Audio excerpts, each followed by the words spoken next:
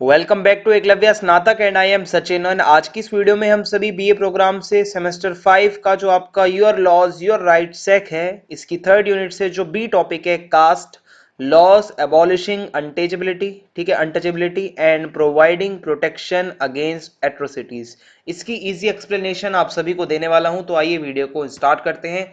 And आपको बताना चाहूंगा कि अगर आपकी कोई भी क्वेरी हो तो आप मुझे इंस्टाग्राम पे मैसेज कर सकते हैं। यूजर नेम आप सभी की स्क्रीन के सामने लिखा हुआ है। और आपको बताना चाहूंगा कि अगर आप हमारे टेलीग्राम चैनल को ज्वाइन करना चाहते हैं तो एकलव्य स्नातक 1 सर्च मारकर आप हमारे टेलीग्राम चैनल को ज्वाइन कर सकते हैं। एंड सिलेबस की बात की जाए तो यूनिट 1 कंप्लीट करवा दी गई है, यूनिट 2 भी पढ़ा दी गई है, और यूनिट 3 में से जो इसका ए पार्ट है ये हो चुका है। बी आज आपको करवाने वाला हूं और जल्दी ही बाकी बची हुई वीडियोस भी आपको प्रोवाइड करवा दी जाएंगी। ठीक है, आगे बढ़ते हैं अब हम। So caste based discrimination and violence against Dalits, जिनको पहले जो है अनटचेबल माना जाता था, is the ongoing reality in contemporary India. और ये जो डिस्क्रिमिनेशन है ये दलित्स के साथ बहुत पहले से होता आया है और अभी भी चल रहा है। In the rural areas where different castes live in close proximity, witness frequent incidents of violence. Rural areas में तो बहुत violence होता है। Caste based violence और atrocity includes physical assault, murder, rape, carnage, etc. So caste based जो violence होता है, किसी की caste के ऊपर कुछ बोलना, फिजिकली असॉल्ट करना, मर्डर, रेप, कार्नेज, ये सब इसके उदाहरण हैं या एग्जाम्पल्स हैं। Despite various legislations to prevent the incidence of caste-based violence and punish the perpetrators, the incidence of caste-based violence has not decreased. बहुत सारे रूल्स लाए गए, बहुत सारे एक्ट बने, बट स्टिल जो ये कास्ट बेस्ड वायलेंस है ये डिक्रीज नहीं हुए हैं, बढ़ रहे हैं। In order to safeguard the Dalits, Dalits को जो है कहीं ना कहीं बचाने के लिए, सुरक्षा देने के लिए उनको फंडामेंटल राइट्स स्पेसिफिकली, ठीक है, specifically articles 17, 19, 20 etcetera and IPC 294, 323, 324, 325, 326, 342, 352, 354, 363, 365, 366, 372, 373, 374, 375, 376, ये सब आई। सो ये सारी क्यों आई? ताकि दलित्स को प्रोटेक्शन मिले। The UN Special Rapporteur on Violence Against Women has noted that Dalit women face targeted violence. जो दलित विमेन है, ऐसा रिपोर्ट में बताया गया कि इनको टारगेट करके वायलेंस की जाती है इनके साथ, even rape also, and death from state actors and powerful members of dominant caste use to inflict political lessons and crush dissent within the community. और बहुत सारे जो पावरफुल लोग हैं, जो डोमिनेंट कास्ट के हैं, वो ही ज्यादातर ये करते हैं। It has been also reflected in the report that there are various forms of violence against Dalit women. बहुत अलग अलग तरीके से दलित विमेन के साथ जो है ये होता है वायलेंस, जैसे कि फिजिकल असॉल्ट होता है, वर्बली एब्यूज किया जाता है, सेक्सुअल हरेसमेंट होती है, असॉल्ट होता है, रेप होता है, सेक्सुअल एक्सप्लॉइटेशन होता है, फोर्स प्रोस्टिट्यूशन होता है, kidnapping, abduction, gang rape etcetera and so on. ये ऐसे ही बहुत सारी एट्रोसिटीज होती हैं दलित वुमेन के साथ। Legal enactments pre independent India, India जब इंडिपेंडेंट नहीं था उससे पहले क्या क्या लीगल इनेक्टमेंट्स हुए उनके बारे में मैं आपको बताऊंगा। The caste based violence was frequently brutal in the colonial period, बहुत ज्यादा थी। The writings of Ambedkar, as mentioned in the previous section, the colonial Indian government had adopted a policy of non-interference in social and religious matter. So colonial period जो था उसमें था भाई caste based violence. Moreover, to appease the high caste due to their support in administration, high caste का support ज्यादा था administration में, the colonial government supported caste based discrimination, और कॉलोनियल गवर्नमेंट का पूरा सपोर्ट था कास्ट बेस्ड डिस्क्रिमिनेशन को promote करने में, सपोर्ट करने में। In various cases compensations were given to higher caste, बहुत सारे मामलों में कंपनसेशन जो मिलता था वो हायर कास्ट को मिलता था। The judicial system of the British Indian government was very sensitive to religious matters. In all cases about religion, the highest authority was the verdict of Hindu religious text. Final जो verdict होता था, जो Hindu religious text के according होता था, वो ही माना जाता था.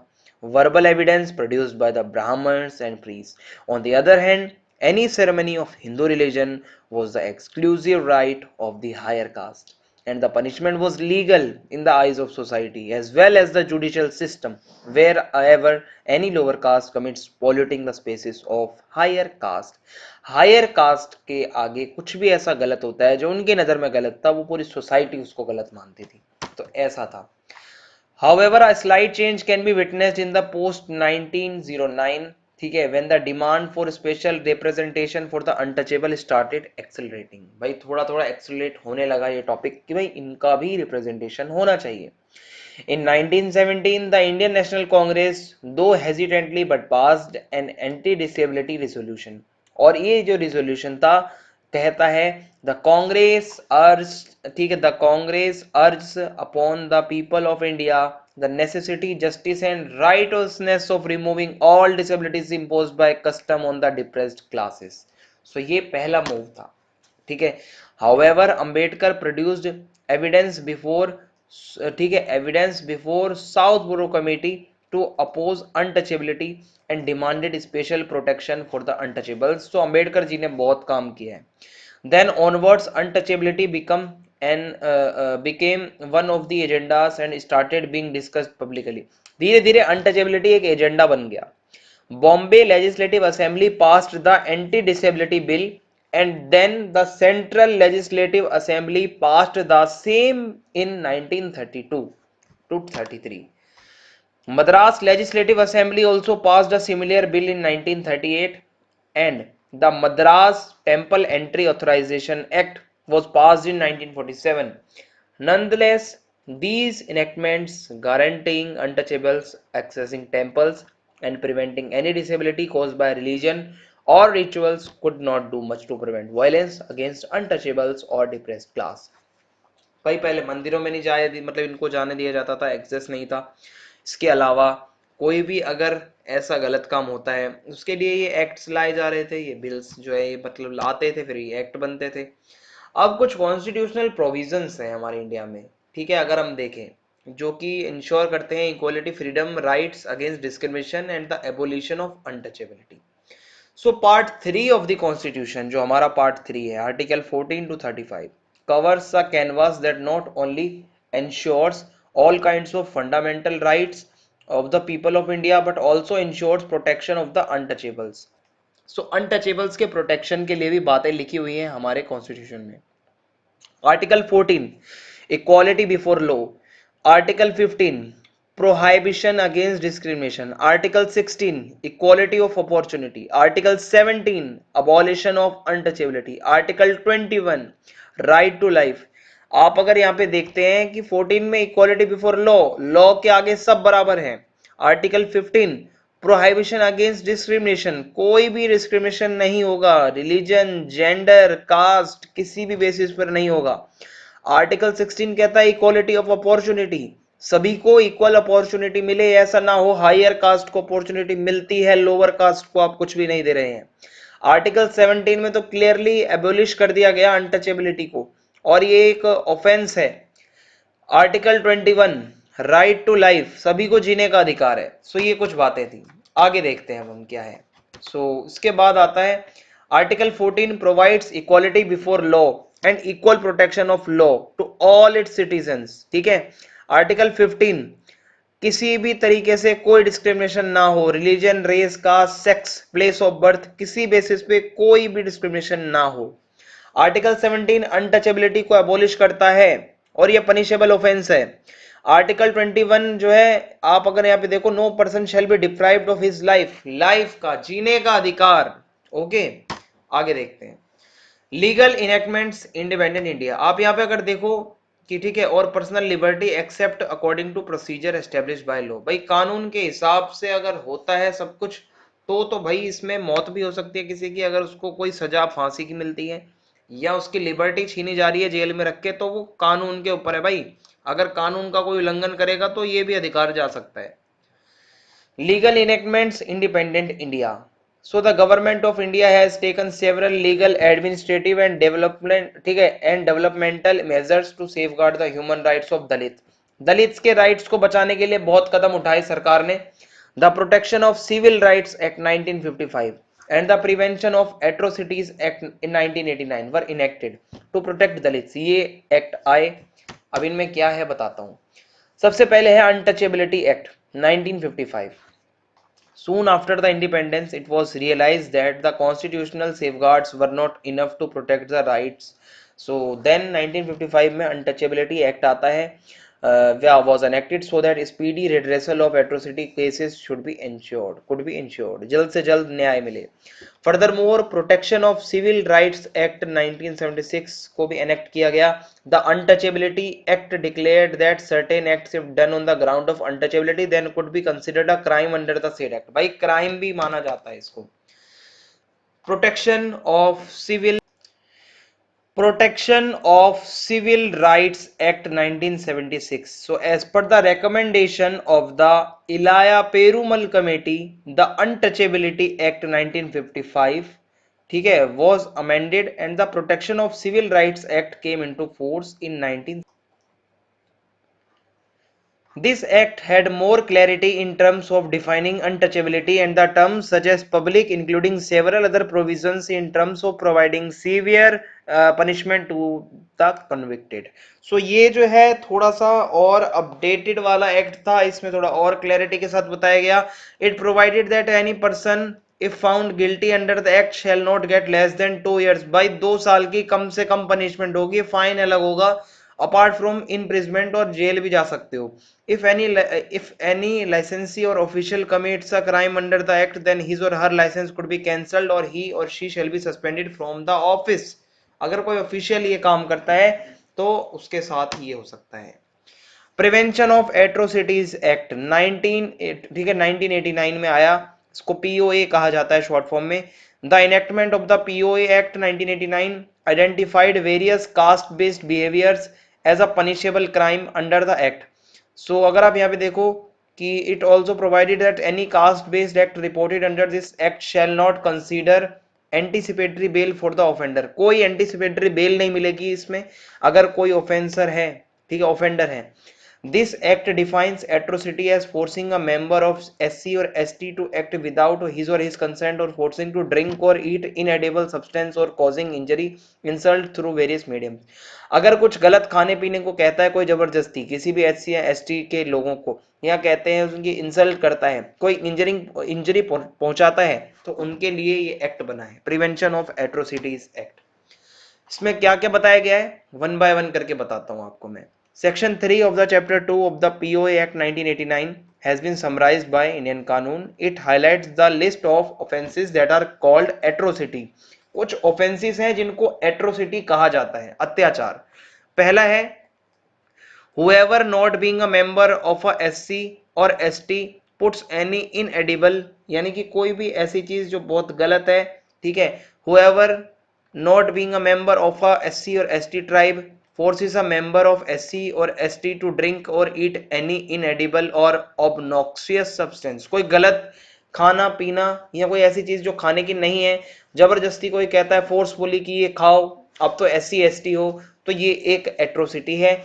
Acts with intent to cause injury, कोई भी ऐसा काम करते हो जिससे इंजरी पहुंचे, इंसल्ट हो किसी की, annoyance to any member of SC or ST by dumping excreta, waste matter, carcasses or any other obnoxious substance in his premises or neighborhood.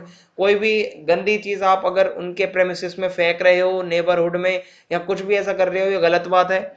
forcibly removes clothes from the person of a member of SC or ST or parades him naked. भाई अगर आप किसी को necked parade करवा रहे हो, उसके कपड़े उतार कर विद पेंटेड फेस और मुंह काला करके उसका और उसकी बॉडी को काला करके कुछ भी ऐसा होता है तो आपको कड़ी से कड़ी सजा मिलेगी, क्योंकि पहले होता था दलित्स के साथ में ऐसा. wrongfully occupies or cultivates any land owned by or allotted to or notified by any competent authority to be allotted to a member of SC or ST tribe or gets the land allotted to him transferred. Wrongfully disposes a member of SC or ST scheduled tribe from his और मतलब his और हर land और premises और interferes with the enjoyment of his rights over any land. ठीक है, अगर किसी की जमीन से किसी को कोई बेदखल करना जा रहा है, ये भी भाई एक एट्रोसिटी है। कंपेल्स और एंटाइसिस अ मेंबर ऑफ एससी और एसटी टू डू बेगार, बेगार करवाना भी गलत बात है। ठीक है, और बॉन्ड लेबर, ठीक है, और फोर्सफुली लेबर वर्क करवाना ये भी गलत है। फोर्सेस और इंडी, ठीक है, फोर्सेस और intimidates a member of SC और एसटी नॉट टू वोट और to vote to a particular candidate और to in a manner other than that provided by law. So भाई अगर किसी को जबरदस्ती कह रहे हो कि आप यहाँ पे वोट करो, यहाँ इसको नहीं करना, तो ये गलत है। इंस्टीट्यूट्स फॉल्स मैलिशियस एंड वेक्साटिशियस, ठीक है, ठीक है, एंड वेक्साटियस और सूट और क्रिमिनल और other legal proceedings against a member of SC और ST tribe gives any false or frivolous information to any public servant and thereby causes such a public servant to use his lawful power to the injury or annoyance of a member of SC or ST, ये भी गलत है भाई। intentionally insult or intimidates with intent to humiliate a member of SC or ST, ठीक है भाई, ये भी गलत बात है। और assaults और uses force to any women, किसी भी SC ST कास्ट की विमेन को या ट्राइब की विमेन को कुछ भी असोल्ट करना गलत है। Being in a position to dominate the will of a women belonging to SC or ST and uses that position to exploit her to मतलब exploit her sexually to which she would not have otherwise agreed, or corrupts or fouls the water of any spring reservoir or any other source ordinarily used by members of SC ST car to render it less fit for the purpose for it is ordinarily used, denies a member of SC or ST any customary right of passage to place of a public resort or obstructions such member to prevent him from using or having access to place of public resort to which other members of। भाई कोई कहीं भी जा सकता है, public resort है, कोई भी पब्लिक जगह है जहां पे पहले मना होता था एससी एसटी का जाना, अब कोई नहीं ऐसे मना कर सकता। फोर्सेस और causes a member of SC और ST to leave his house, भाई घर छोड़ना, गांव छोड़ने की धमकी देना, ये भी किसी को अगर एससी एसटी को कहना बहुत ही ज्यादा पनिशेबल एक्ट है। The above provisions were very significant to cover various acts under the Atrocity Act। और इसके अंदर अगर आपने देखा हो भाई, आपको 15 तरीके की एट्रोसिटीज पीछे मैंने बता दी हैं, जिसमें भाई 6 महीने से कम तो जेल होती नहीं है, 5 साल से ज़्यादा भी हो सकती है।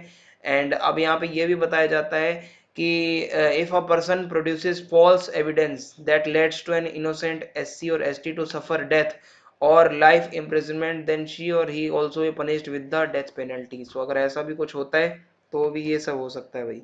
More over if a person puts explosives or put fire to damage the property of SC ST then she or he can be punished with a minimum of, भाई यहाँ भी 6 से 7 साल की, 6 महीने से 7 साल तक की जेल हो सकती है फाइन के साथ अगर किसी का घर तोड़ रहे हो आप जो SC और ST कम्युनिटी से आता है। and if the property is a place of worship then it would cause life imprisonment of the offender। On the other hand, this act also incorporates punishment to the public officials who neglect to pursue his or her duty pertaining to atrocity cases। अगर कोई official किसी भी SC ST के साथ atrocity हो रही है, अगर उस पर केस रजिस्टर नहीं कर रहा, कुछ भी नहीं कर रहा, नेग्लेक्ट कर रहा है, तो उसके खिलाफ भी एक्शन किया जाएगा। In such cases, the official can be granted a minimum of 6 months of imprisonment, which may extend it to life imprisonment। Okay, आगे देखते हैं। तो इसी के साथ ये चैप्टर खत्म होता है। अगर आपको वीडियो अच्छी लगी हो तो चैनल को सब्सक्राइब कर दें, ज्यादा से ज्यादा वीडियो को लाइक करें और वीडियो को शेयर करें। जय हिंद, जय भारत, बहुत बहुत धन्यवाद आप सभी।